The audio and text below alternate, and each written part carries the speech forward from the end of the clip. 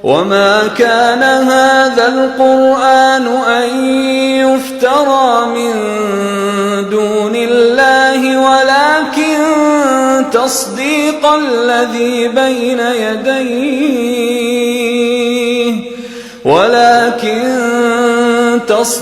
الذي بين يديه وتفصيل الكتاب لا ريب فيه من رب العالمين.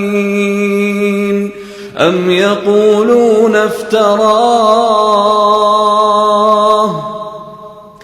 قل فأتوا بسورة مثله وادعوا من استطعتم من دون الله إن كنتم صادقين.